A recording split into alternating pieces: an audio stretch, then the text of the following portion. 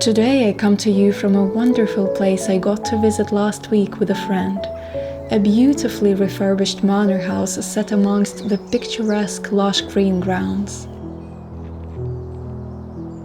As much as I love nature, I am also fascinated by history and architecture, beautiful old buildings and quaint little cottages England is so abundant with.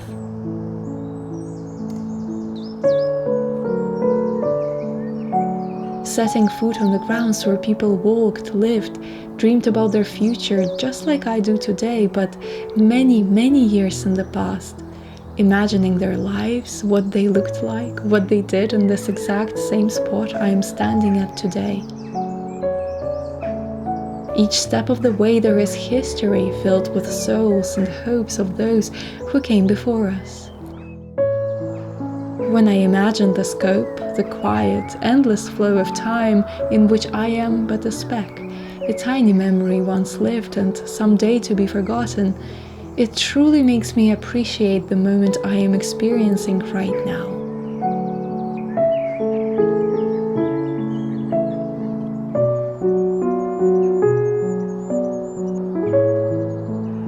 A golden, crisp morning filled with thousands of voices of birds. A breakfast outside in a quiet company of a friend, waiting for the rest of the world to wake up. Perhaps 100 years in the future, someone else will set their foot here and have these similar thoughts, wondering who else had walked this path before them.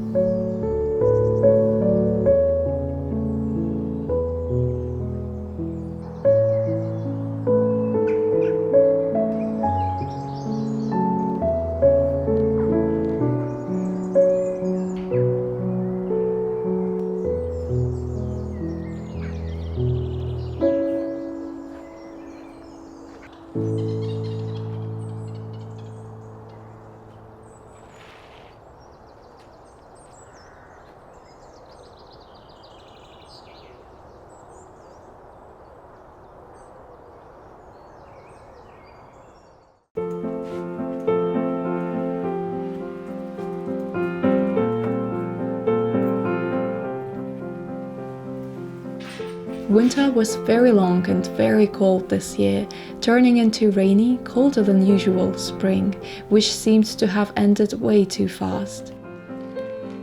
I had herbs and tomato seedlings growing on my windowsill, sheltered from the unforgiving weather. Warm, sunny days came at last, and so came the time to plant them all outside.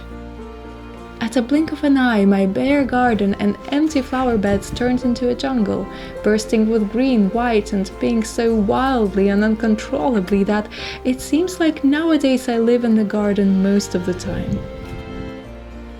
I live in a rented house, so there is only a limited amount of things I can do and plant, mostly in containers. I found this beautiful pink flowering strawberry at a garden center and decided to give it a go. I also planted basil, lemon balm, rosemary, coriander, marigolds, lupins, nasturtiums, blueberries, mini aubergines, peas, and tomatoes, which is a lot for a small space like mine, and honestly, I don't really know what I'm doing most of the time, but I am so excited to see how it turns out.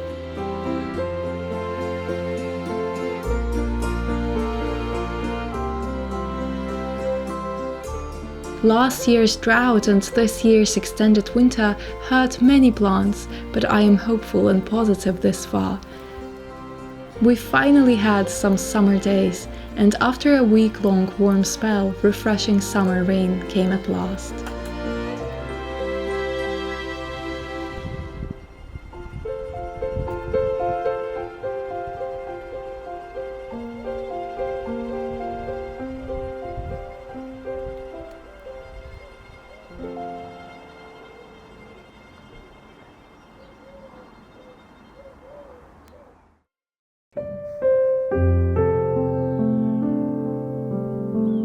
I've spent many balmy evenings outside in the early days of June, walking endlessly until the silver crescent moon appeared in the blue sky. I finally feel lighter, better in my own skin and mind.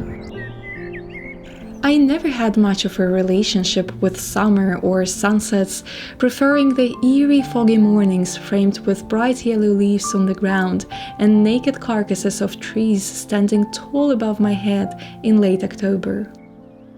The darkness of an autumn day always felt more me, poetic in its melancholy of withered life.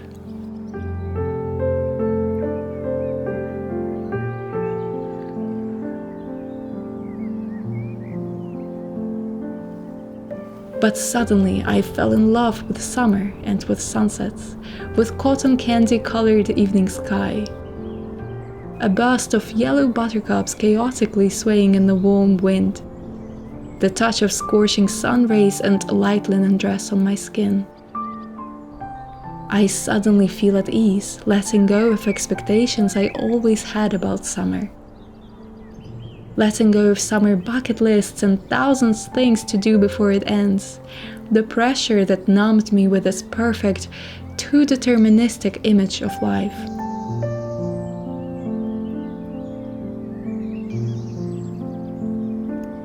Somehow I simply stopped trying to fill my life with perfect moments, but rather with many feelings.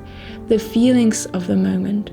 Strong, bursting, vibrant, like a hot summer sunset in the middle of June.